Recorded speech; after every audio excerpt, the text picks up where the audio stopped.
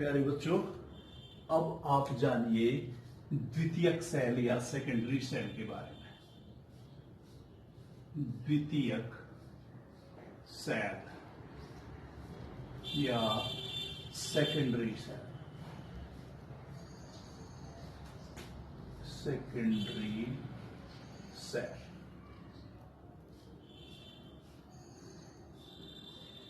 Secondary cell वो होते हैं जिन्हें विपरीत दिशा में विद्युत धारा प्रवाहित करके पुनः रिचार्ज किया जाता है। ऐसे सेल कहलाते हैं सेकेंडरी सेल। अर्थात वे सेल जिन्हें बार बार उपयोग में लाने के बाद पुनः रिचार्ज किया जाता है वे कहलाते हैं सेकेंडरी सेल। और सेकेंडरी सेलों को संचायक सेल भी कहते हैं। संचायक सेल यानी स्टोरेज सेल। स्टोरेज सेल जैसा कि इसका नाम ही है, संचायक सेल जो संचित कर लेते हैं वो कहलाते हैं संचायक सेल। ये संचायक सेल इसलिए कहलाते हैं क्योंकि इन सेलों में वैद्युत ऊर्जा को रासायनिक ऊर्जा के रूप में संचित करने में सक्षम होते हैं। ये सेल विद्युत ऊर्जा को रासायनिक ऊर्जा में या रासायनिक ऊर्जा के रूप में संचित करने में सक्षम होते हैं। इसलिए इन सेलों को संचायक सेल भी कहते हैं या स्टोरेज सेल या एक्यूमुलेटर्स भी इन्हीं को कहते हैं। और सबसे प्रचलित जो संचायक सेल हैं वो होते हैं सीसा संचायक सेल या लेड स्टोरेज सेल या बैटरी। अब देखिए, जैसा मैंने पहले बता दिया आपको, सेल और बैटरी में क्या अंतर होता है। एक सिंगल यूनिट को सेल कहते हैं और दो या दो से अधिक सेलों को श्रेणी क्रम में जोड़ने पर जो व्यवस्था प्राप्त होती है वो कहलाती है बैटरी। तो अब आइए, अब मैं आप लोगों को यहां बताता हूं सीसा संचायक सेल या बैटरी। सीसा संचायक सेल या बैटरी। लेड स्टोरेज सेल और बैटरी।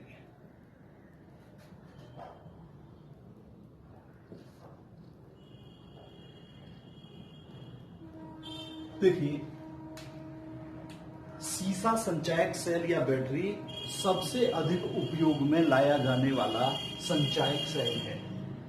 आजकल जितने भी ऑटोमोबाइल्स हैं या जितने भी वाहन हैं उन सब में ये विद्युत ऊर्जा स्रोत के लिए या विद्युत ऊर्जा स्रोत के रूप में प्राप्त किया जाता है। जैसे स्कूटर है, मोटरसाइकिल है, कार है, बस है, ट्रक है, ट्रैक्टर है या घरेलू ऊर्जा उपकरण जैसे पावर इन्वर्टर हैं। इन सब में ये सीसा संचायक सेल या बैटरी यूज होती है।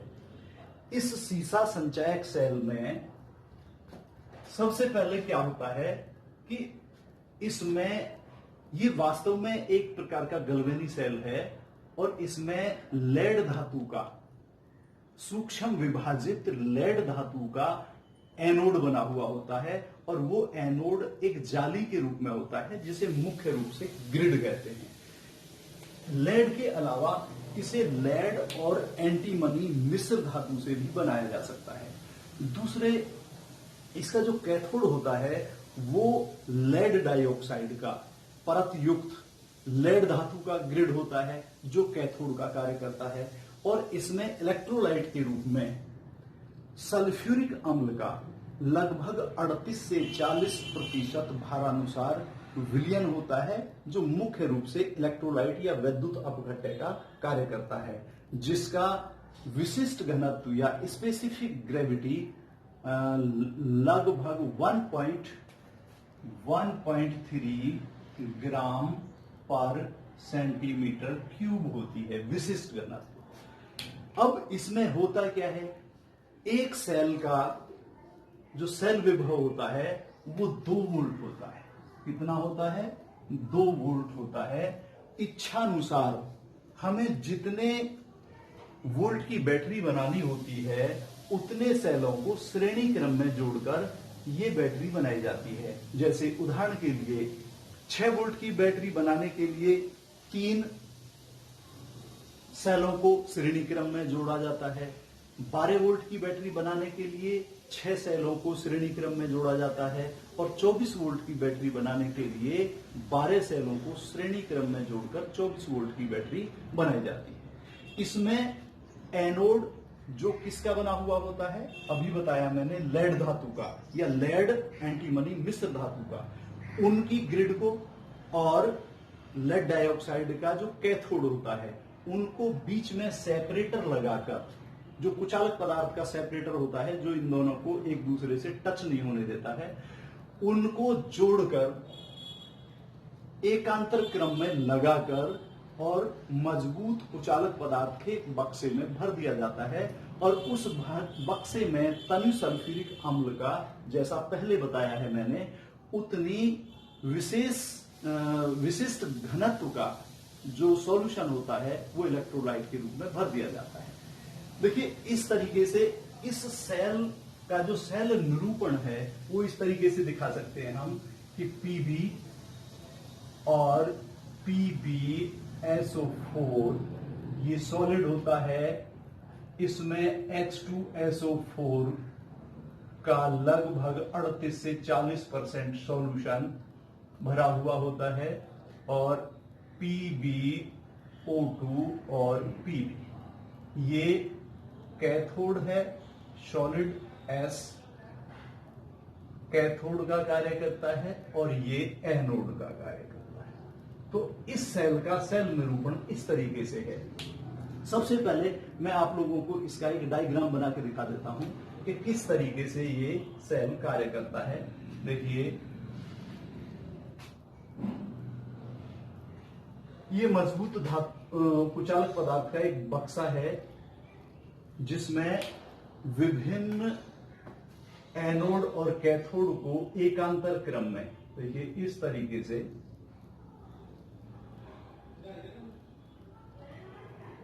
आप देखेंगे, एक एनोड है और एक कैथोड है।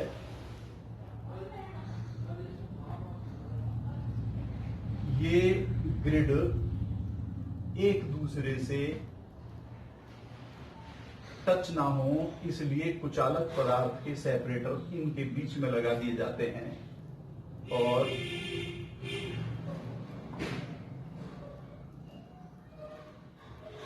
इनको एक मजबूत कुचालक पदार्थ के बॉक्स में अल्टरनेट क्रम में लगा दिया जाता है। अब ऐसा समझिए आप कि देखिए इनको भिन्न दिखाने के लिए मैं इसको यहां से ऊपर से मिटा देता हूं ताकि आपको अच्छी तरह पता चल जाए। देखिए मान लीजिए ये एनोड है, एनोड को हम इस तरीके से क्रॉस करके दिखा देते हैं ताकि आपको समझने में आसानी रहे। ये एनोड है, एक छोड़कर ये जो ग्रिड है ये बैटरी की पावर को देखते हुए कम या ज्यादा संख्या में की जा सकती है।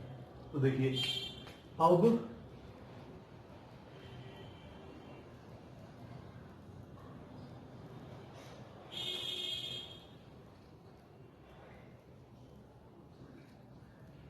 इनको इससे जोड़ दिया जाए इस तरीके से। इसके अलावा जैसा कि मैंने अभी आपको बताया है, ये है एनोड।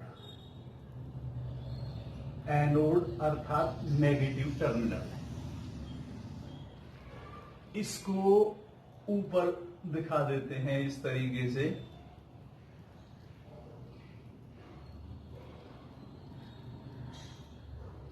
ये कैथोड है,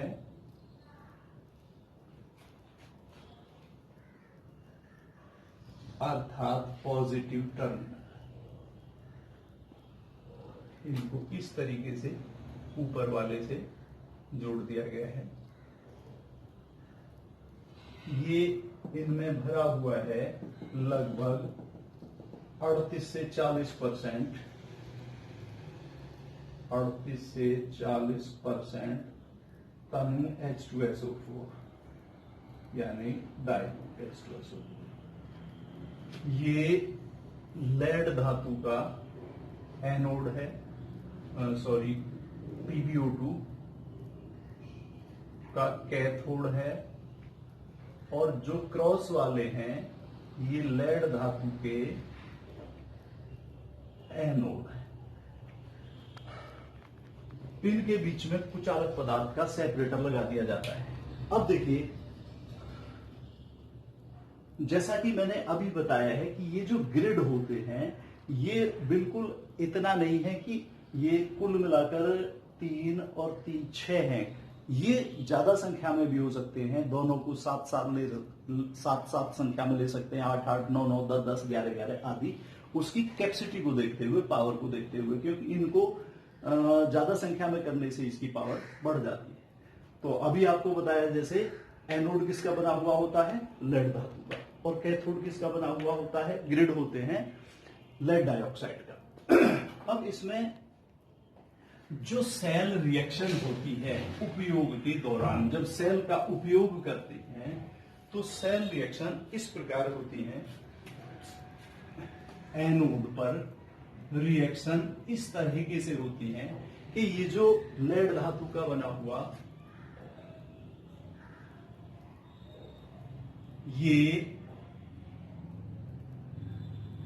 सल्फेट आयनों से क्रिया कर PbSO4, ये सल्फेट आयन एक्वस AQ लिख देते हैं, और ये लेड सल्फेट होता है सॉलिड प्लस इलेक्ट्रॉन। इस तरीके से लेड एनोड पर रिएक्शन होती है, लेड धातु सल्फेट आयनों से क्रिया करके सफेद लेड सल्फेट में परिवर्तित हो जाता है, और इस प्रक्रिया में इलेक्ट्रॉन उत्पन्न होते हैं। आप जानते हैं इलेक्ट्रॉन कौन से इलेक्ट्रोड पर उत्पन्न होते हैं, एनोड पर, जिस पर ऑक्सीडेशन की प्रक्रिया होती है, अर्थात ऑक्सीडेशन की।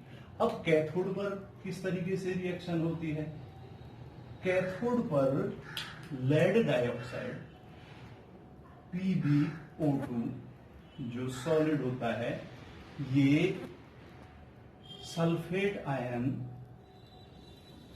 से और H आयनों से प्लस इलेक्ट्रॉन ग्रहण कर ये बना लेता है PbSO4 सॉलिड प्लस 2H2O, ये लिक्विड।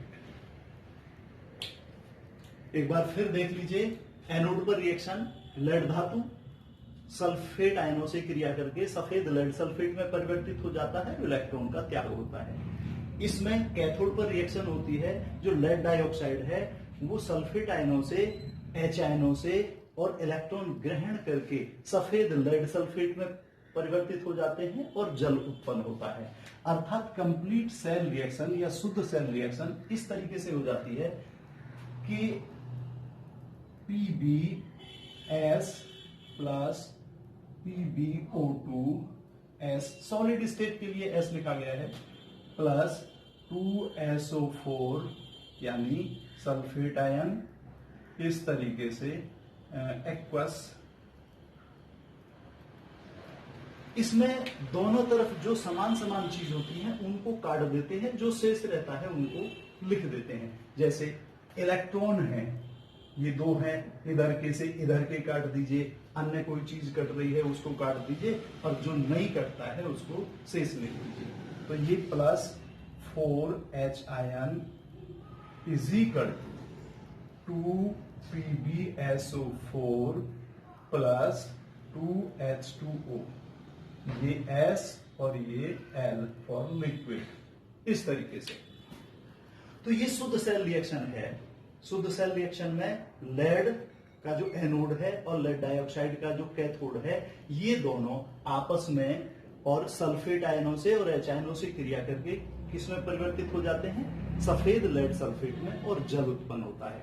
जैसा कि कंप्लीट सेल रिएक्शन से देखने से पता चल रहा है कि इस अभिक्रिया में जो सल्फ्यूरिक एसिड है उसका उपभोग होता है, अर्थात वो यूज होता है, जिसके कारण सल्फ्यूरिक एसिड के सांद्रण में कमी आ जाती है और सांद्रण में कमी आने के कारण उसका जो विशिष्ट घनत्व है वो 1.3 ग्राम पर सेमी क्यूब से घट जाता है। और जो एनोड और कैथोड हैं ये किसमें परिवर्तित हो जाते हैं? सफेद लेड सल्फेट में परिवर्तित हो जाते हैं। जब सल्फ्यूरिक एसिड का विशिष्ट घनत्व 1.2 ग्राम पर सेंटीमीटर क्यूब से घटकर नीचे हो जाता है और एनोड तथा कैथोड बने हुए लेड सल्फेट से ढक जाते हैं, जो सफेद रंग का होता है, सफेद रंग के बने हुए लेड सल्फेट से पूर्ण रूप से ढक जाते हैं, तो ऐसी स्थिति में ये सेल क्रिया करना बंद कर देता है और सेल की ये अवस्था कहलाती है उसका निरावेशित हो जाना। अब सेल विद्युत ऊर्जा का या विद्युत धारा का उत्पादन करना बंद कर देता है और जब तक इसको रिचार्ज नहीं किया जाता है तब तक यह प्रयोग में नहीं लाया जाता है। तो एक बार फिर सुन लीजिए कि ये जो सेकेंडरी सेल है कौन सा है? सीसा संचायक सेल यानी लेड स्टोरेज बैटरी। इसमें लेड धातु का ग्रिड एनोड का कार्य करता है और लेड डाइऑक्साइड का ग्रिड कैथोड का कार्य करता है। एनोड पर रिएक्शन इस तरीके से होती है और कैथोड पर रिएक्शन इस तरीके से होती है। जो कंप्लीट सेल रिएक्शन है, जैसा कि मैंने अभी बताया है, कंप्लीट सेल रिएक्शन में लेड धातु का एनोड और लेड डाइऑक्साइड का कैथोड ये पूर्ण रूप से किसमें परिवर्तित हो जाते हैं? लेड सल्फेट में, जो सफेद रंग का होता है। इस कंप्लीट सेल रिएक्शन को देखने से लगता है कि जब इस सेल का उपभोग होता है, इससे विद्युत धारा ली जाती है, ऐसी स्थिति में सल्फ्यूरिक एसिड का भी उपभोग होता है और सल्फ्यूरिक एसिड का उपभोग होने पर उसके आयनों का सांद्रण कम हो जाता है।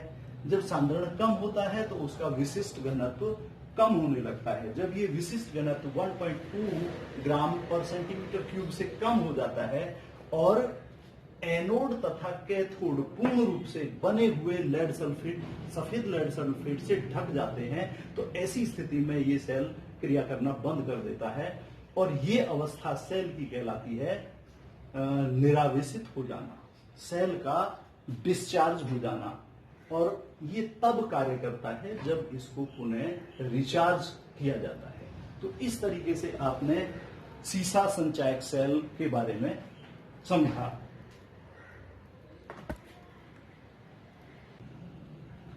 तो देखिए अब मैं आपको आगे बताता हूं निरावेशित सेल या बैटरी का पुनः रिचार्ज करना किस तरीके से करते हैं, आइए समझते हैं।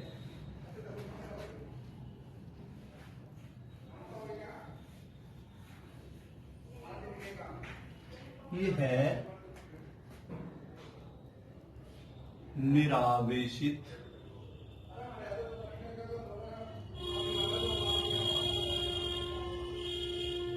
सेल या बैटरी का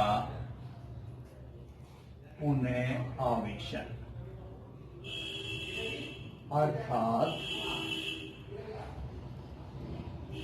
रिचार्जिंग ऑफ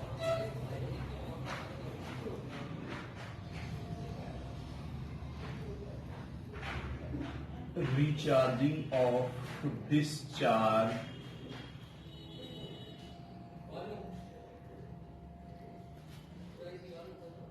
सेल और बैटरी, अर्थात डिस्चार्ज बैटरी को किस तरीके से रिचार्ज किया जाता है। देखिए इसमें बहुत इजी है रिएक्शन इसकी, क्योंकि जब तक डिस्चार्ज सेल को रिचार्ज नहीं किया जाता है तब तक वह विद्युत धारा का उत्पादन करने में सक्षम नहीं होता है। इस प्रक्रिया में सबसे पहले किसी डिस्चार्ज बैटरी को बाह्य विद्युत धारा स्रोत से इस प्रकार जोड़ते हैं कि उसका एनोड जो होता है बैटरी का, ध्यान करें, एनोड नेगेटिव टर्मिनल होता है और कैथोड पॉजिटिव टर्मिनल होता है। किसी बैटरी के एनोड अर्थात ऋण टर्मिनल को विद्युत ऊर्जा स्रोत जो डीसी करंट है उसके ऋणात्मक टर्मिनल से जोड़ते हैं और बैटरी के कैथोड अर्थात जो धनात्मक इलेक्ट्रोड है उसको डीसी करंट के धनात्मक इलेक्ट्रोड से जोड़ते हैं। तो इस प्रकार जब जोड़ते हैं और डीसी विद्युत धारा प्रवाहित होती है तो विपरीत दिशा में क्रिया होनी शुरू हो जाती है।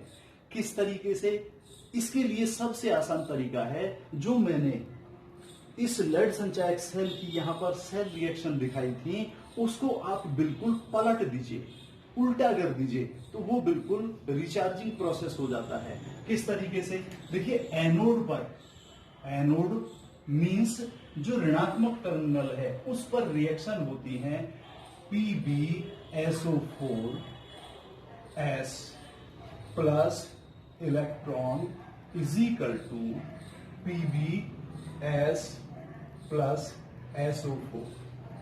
यहां पर आपको DC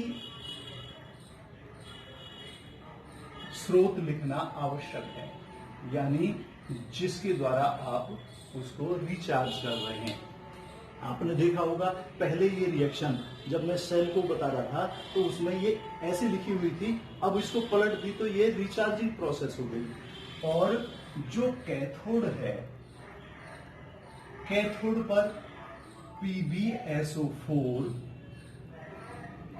S plus 2H2O liquid DC स्रोत PbO2 S plus 4H plus 2SO4।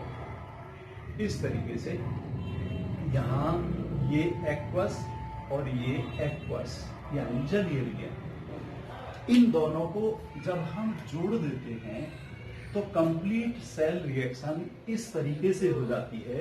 आप देखेंगे गौर से कि 2PbSO4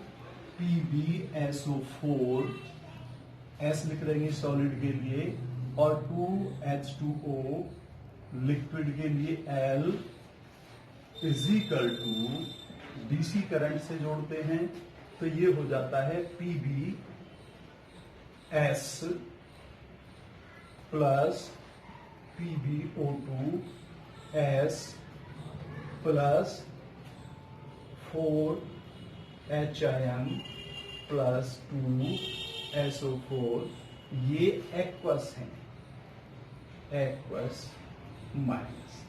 तो आप देख रहे हैं कंप्लीट सेल रिएक्शन से कि जो बना हुआ सफेद लेड सल्फेट है जो एनोड और कैथोड को पूर्ण रूप से ढक लेता है, रिचार्जिंग की प्रोसेस में वो पुनः जो बना हुआ लेड सल्फेट है वो एनोड पर लेड धातु के रूप में और कैथोड पर लेड डाइऑक्साइड के रूप में जमा हो जाता है।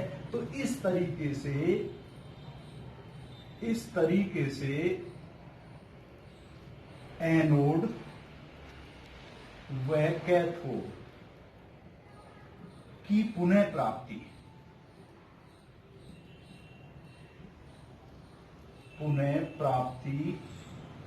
हो जाती है और ये HN और सल्फेट आयन ये आपस में मिलकर क्या बनाएंगे? H2SO4।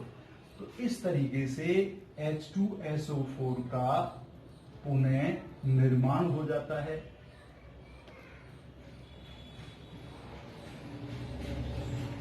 तो आप कंप्लीट सेल रिएक्शन से देख रहे हैं कि बना हुआ जो सफेद लेड सल्फेट था जिन्होंने एनोड और कैथोड को पूर्ण रूप से ढक लिया था और सेल रिएक्शन बंद हो गई थी, वो रिचार्जिंग की प्रोसेस में एनोड पर लेड धातु के रूप में और कैथोड पर लेड डाइऑक्साइड के रूप में जमा हो जाते हैं अपने मूल रूप में, जिससे एनोड और कैथोड की पुनः प्राप्ति हो जाती है और HN तथा सल्फेट आयन ये पुनः सल्फ्यूरिक एसिड का निर्माण करते हैं। जिससे सल्फ्यूरिक एसिड का कंसंट्रेशन बढ़ जाता है और उसका विशिष्ट घनत्व 1.3 ग्राम पर सेंटीमीटर क्यूब या घन सेमी पहुंच जाता है।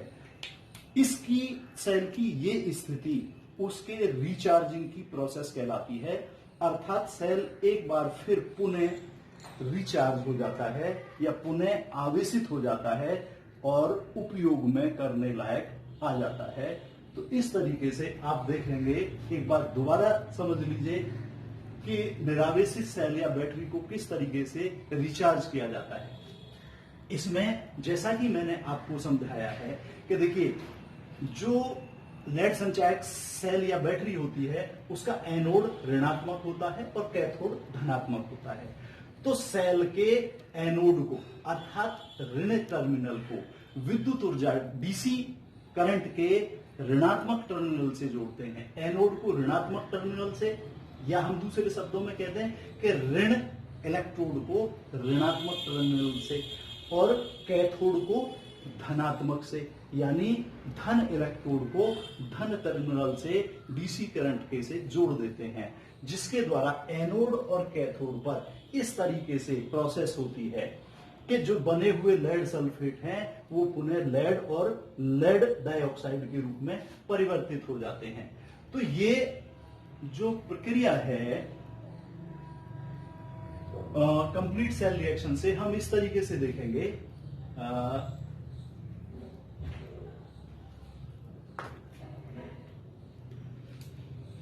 कि lead sulphate plus H2O DC current से जोड़ने पर लेड और लेड डाइऑक्साइड और इस तरीके से HN और सल्फेट आयन बन जाते हैं, अर्थात बना हुआ लेड सल्फेट एनोड और कैथोड के रूप में पुनः प्राप्त हो जाता है और HN और सल्फेट आयन दोनों H2SO4 का निर्माण करते हैं।